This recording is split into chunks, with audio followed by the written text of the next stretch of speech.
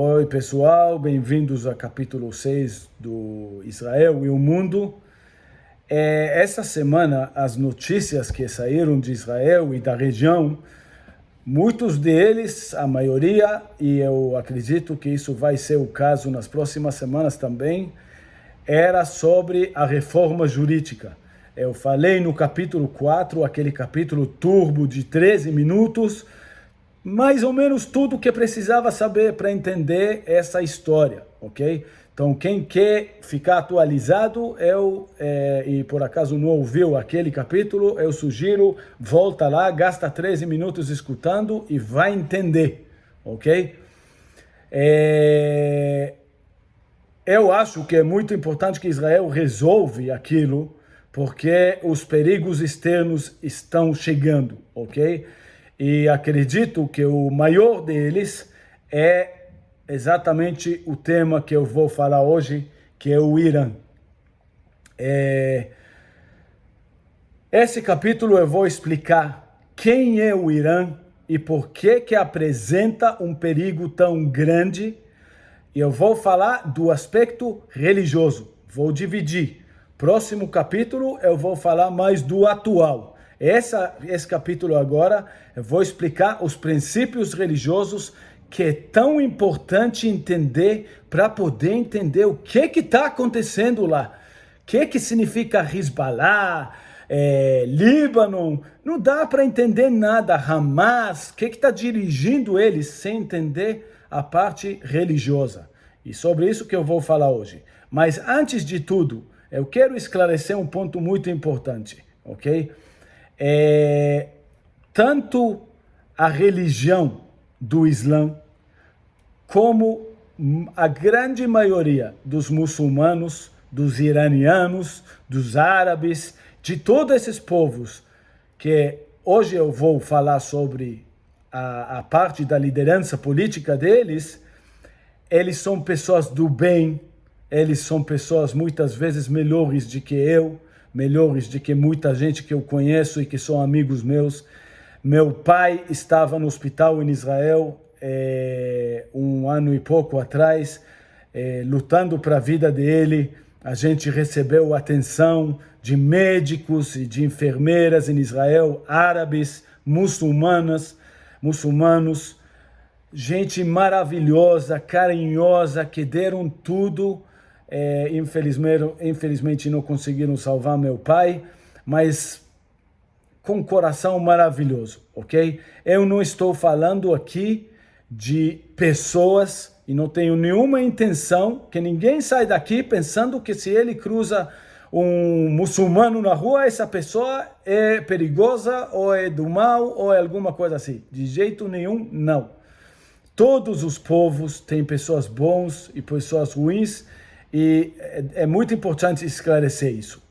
Mas, infelizmente, no mundo de hoje tem poderes que não são do bem, que procuram sofrimento para avançar o que eles querem.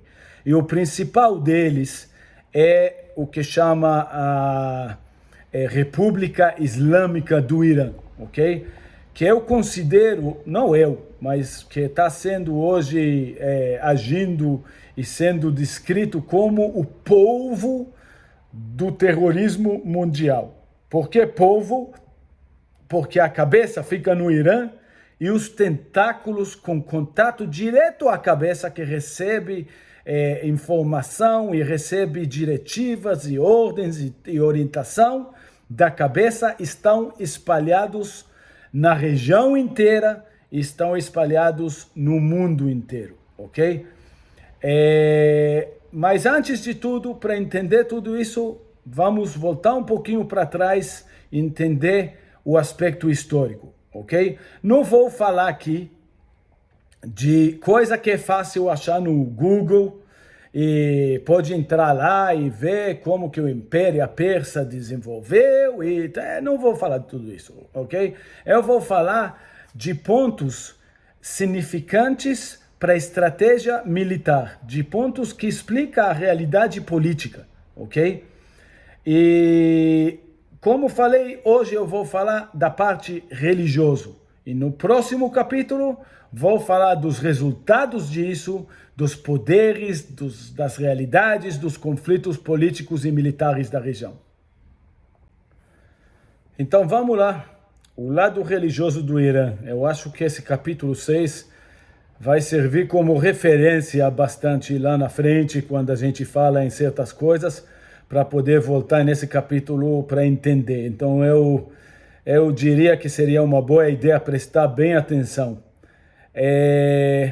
Para entender o Irã, a gente precisa entender, no mínimo, 2 termos principais religiosos. O primeiro é que significa Islã, essa religião. E o segundo, dentro do Islã, tem 2 grupos, xiitas e sunitas. E hoje a gente vai entender as diferenças e o que significa esse fato que tem 2 grupos, ok? Primeiro sobre o Islã. O Islã nasceu no 6º século, ok? 600 e tantos anos depois da morte de Jesus, numa região que chama Arábia, que hoje praticamente é onde fica o país Arábia Saudita. O Islã tem muitas coisas, é um tema gigante, uma religião muito bonita, muito interessante, com muita história e tudo. Mas eu vou focar, como eu falei, em pontos que têm significado estratégico para conflitos, ok? Então, o primeiro é que o Islã é uma religião que já nasceu para servir poderes políticos, ok? Desde o início. Já vou explicar o que isso significa.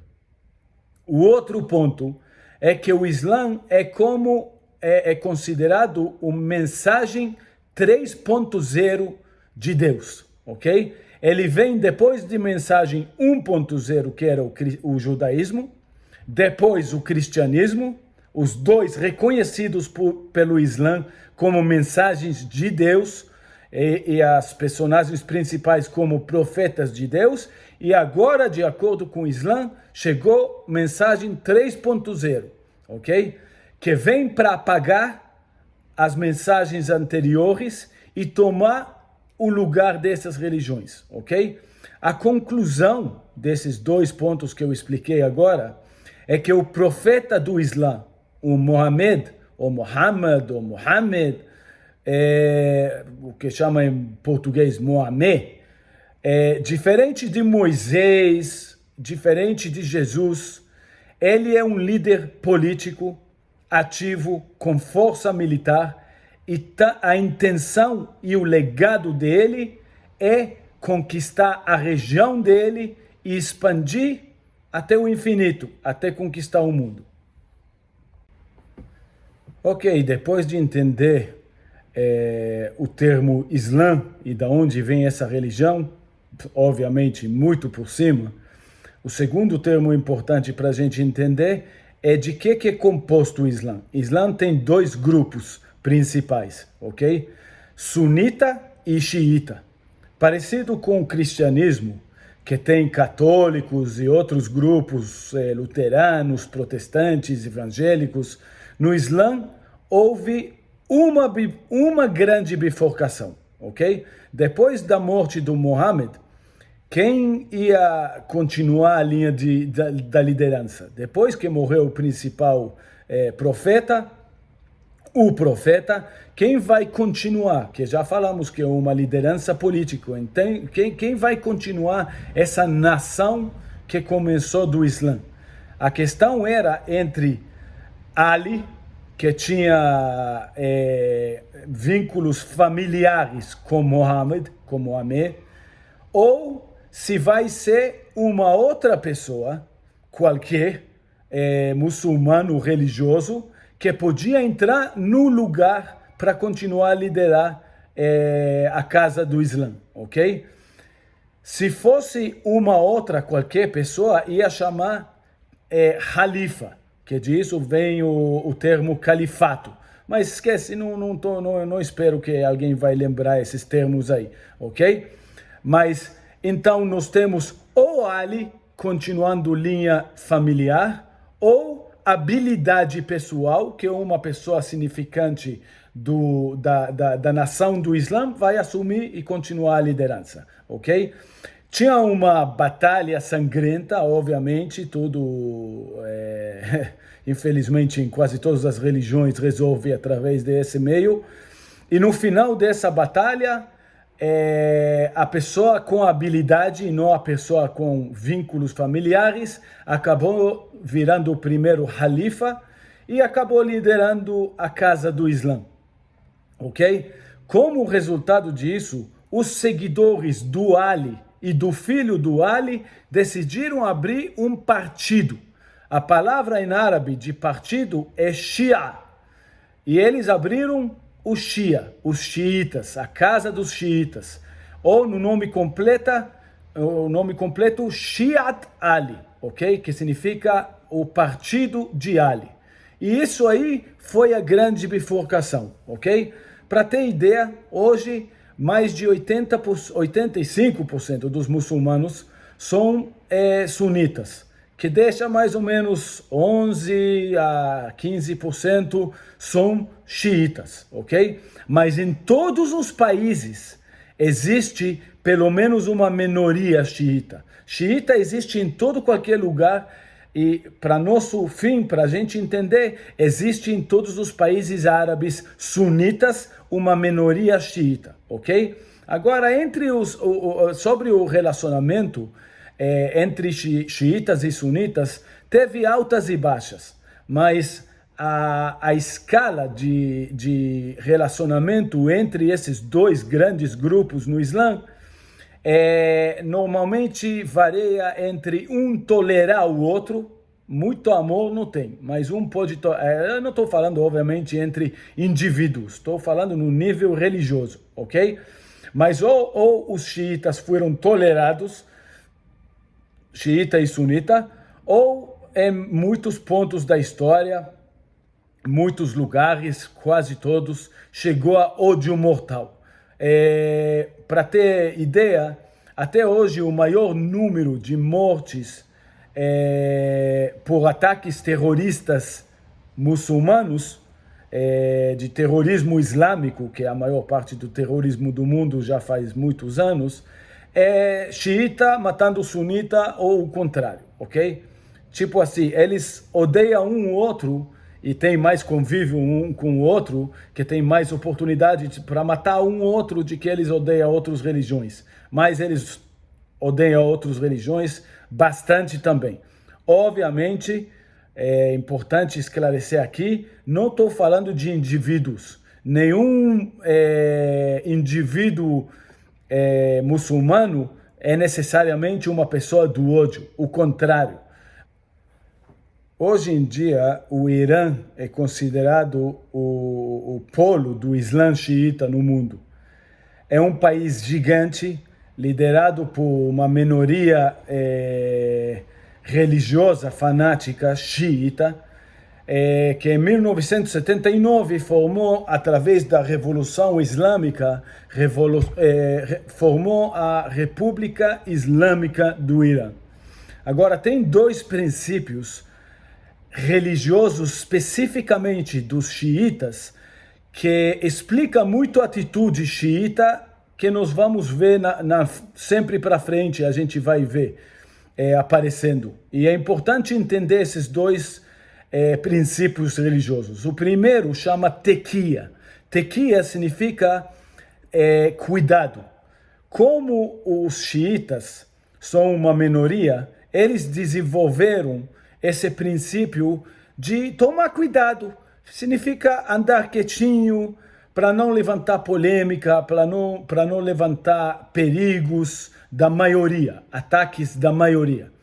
E por isso acabou resultando que até 79, os xiitas no Irã e até no mundo também, sempre eram menos religiosos de modo geral.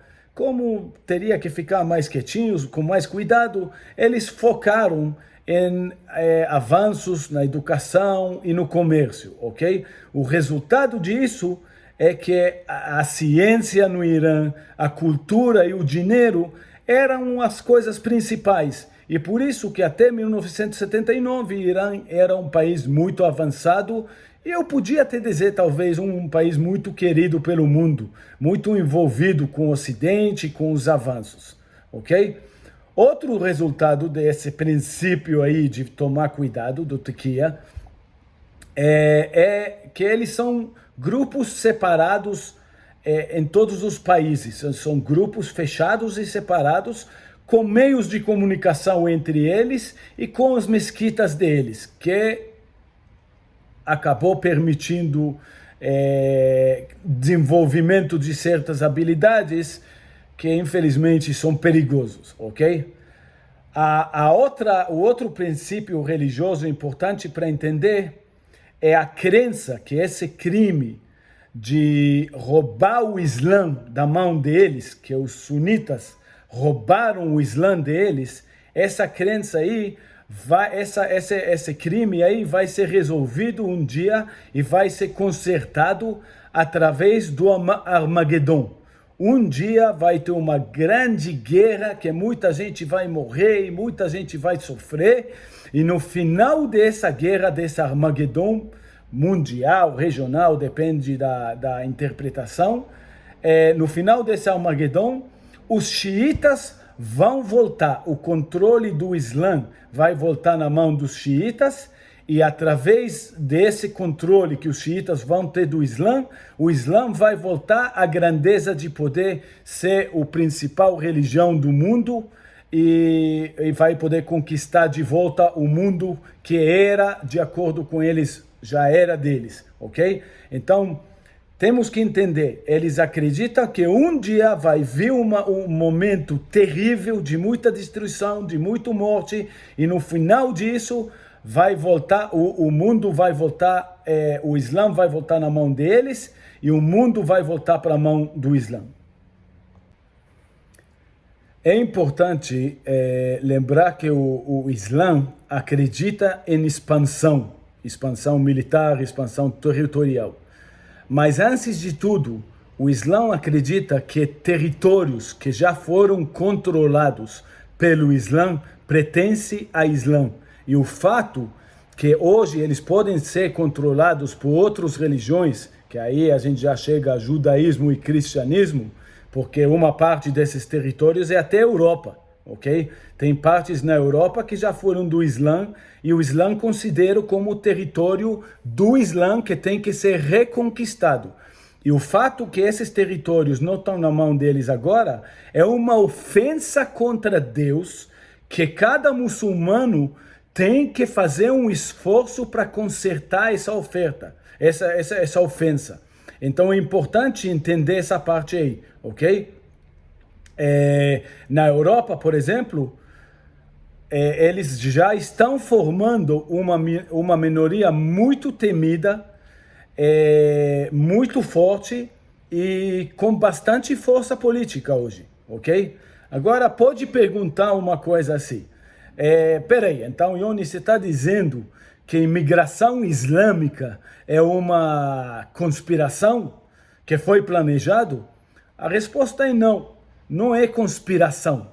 Mas já que está acontecendo, pode ficar tranquilo que tem bastante imã, muita mesquita, é conhecido isso não estou inventando isso, não é que estou imaginando, é conhecido, aparece em filmes, aparece em notícias, toda vez que eles pegam um terrorista que nasceu já na Europa e foi indoctrinado nessas mesquitas, acaba saindo notícias sobre isso, que nas mesquitas europeias e nas mesquitas mundo afora, tem bastante jovem desempregado que perdeu o rumo na vida, e os imãs desses mesquitas aproveitam disso para plantar essas ideias de como eles podem ter um sentido na vida lutando pelo Islã, voltando à casa xiita, apesar que às vezes são até sunitas, mas eles ensinam que o Islã sunita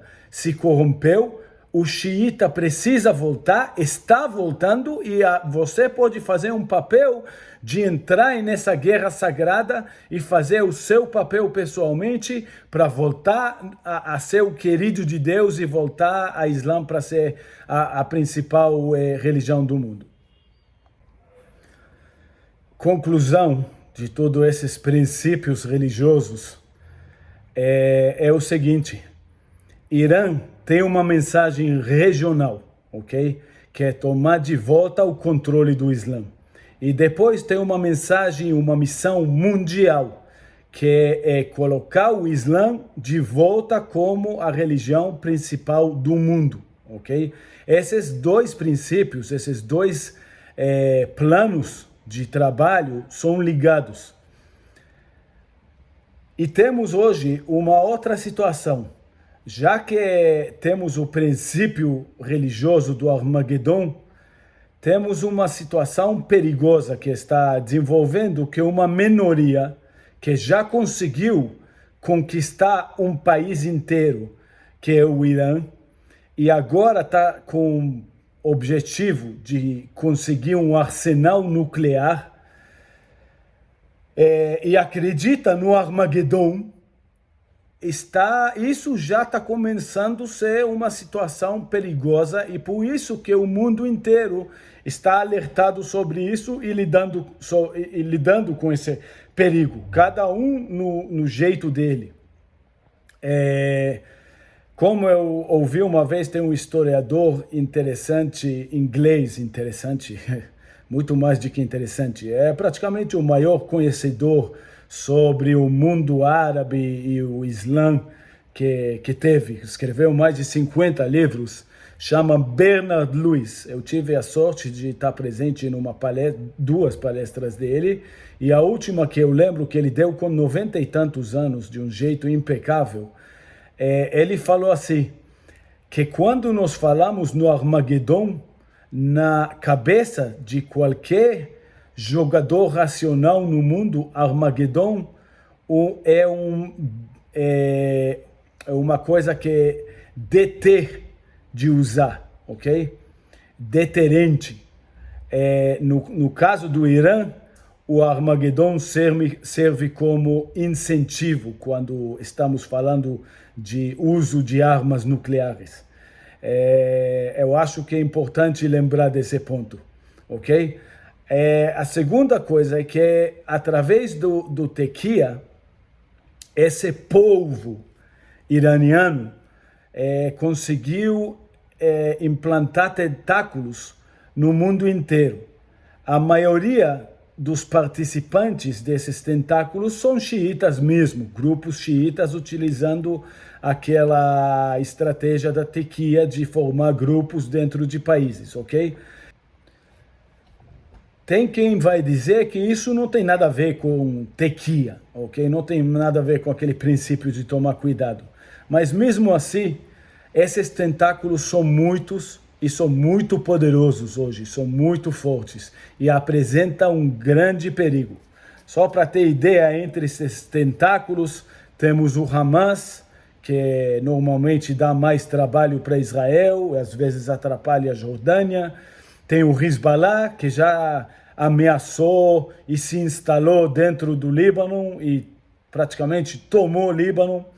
Tem organizações, tem os Houthis, que a base deles é no Iêmen, e eles atacam bastante a Arábia Saudita. Quem pensa que Hezbollah dá trabalho para Israel não sabe o que a Arábia Saudita sofre com os Houthis. E tem outras milícias fortíssimas dentro do Iraque, Síria e toda essa região, até na África, milícias xiitas que escutam, que tomam ordem do Irã, que o Irã ordena. Toda essa parte eu vou explicar no próximo capítulo de como faz isso, mas esses tentáculos são fortíssimos e são espalhados no mundo inteiro. Até células terroristas que tem nos Estados Unidos, na Europa, em todo qualquer lugar, inclusive na América do Sul também, ok? Só para ter ideia da base religiosa que dirige esse ódio, tem fontes escritas, xiitas, que discurso normal deles é falar que sunita é pior de cachorro. A pior forma do ser humano é ser um muçulmano sunita, ok? E fala que Israel é o pequeno Satanás, Estados Unidos ou o Oriente inteiro, que eles querem dizer o mundo cristão, é o grande Satanás. Então, gente, no próximo capítulo eu vou explicar sobre os conflitos e os poderes mundiais e regionais que o Irã está envolvido. Vou entrar mais na parte estratégica mesmo. Era muito importante ter esse capítulo aqui explicando a religião, explicando a base religiosa, para poder, uma vez e para sempre, esclarecer como o Irã é diferente. Às vezes vale a pena escutar esse capítulo 2, 3 vezes, porque tem princípios aqui que em outras religiões não tem. Tem princípios aqui que explicam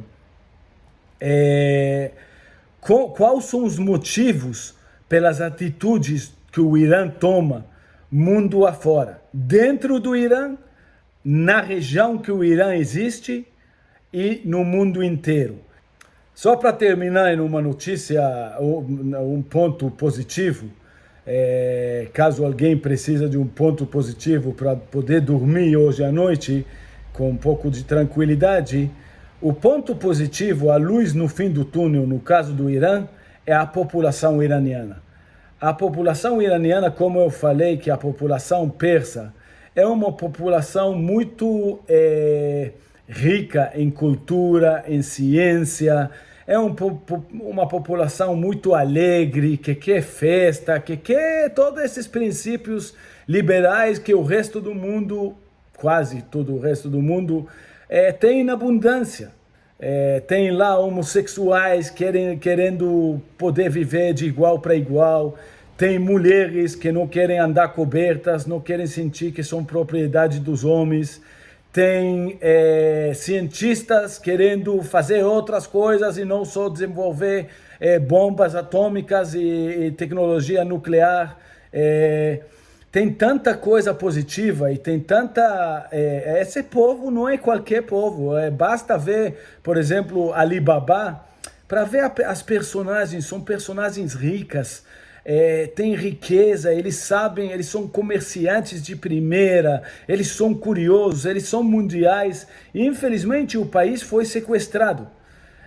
Mas esse povo aí vai ser, eu acredito, o principal ou um dos principais pilares de esperança para resolver esse conflito sem chegar nesse Armagedon e, se Deus quiser, sem derramar muita sangue, ok? E com o mínimo de conflitos.